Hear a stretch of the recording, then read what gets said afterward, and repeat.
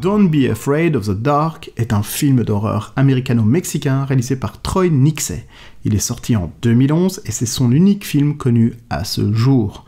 On a pas mal parlé de ce long métrage à sa sortie car il a été produit et scénarisé par le célèbre réalisateur Guillermo del Toro. Connu principalement par exemple pour Le Labyrinthe de Pan, Pacific Rim, La Forme de l'eau récemment. Ce fait nous est rappelé par tout le budget marketing du film. Guillermo fucking del Toro. Alors, est-ce bien?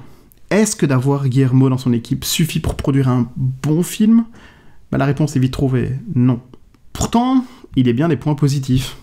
Premièrement, Bali Madison, l'actrice qui joue le rôle de la petite fille dans La Famille.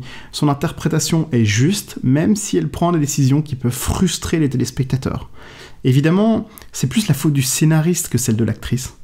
Par contre, le père, lui, il a un rôle anecdotique. Personnage pas inspiré, on a du mal à s'y attacher. Je me suis même demandé en regardant le Blu-ray si c'était voulu de la part du scénariste. Si c'est le cas, il faudra m'expliquer l'intérêt.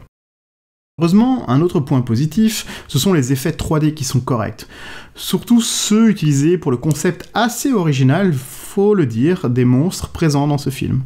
C'est bien la bonne trouvaille, car ceux-ci sont assez différents de ce qu'on peut voir au cinéma dans ce type de spectacle habituellement. Pour finir, le film n'est pas long, seulement 1h40, et pourtant l'œuvre m'a paru bien longue, très longue, surtout à cause du côté archi-classique du déroulement du scénario. Il n'y a aucune surprise, aucune prise de risque, à part ces monstres originaux, c'est même très classique en fait. Une famille, une grande maison, pour l'atmosphère, et c'est à peu près tout.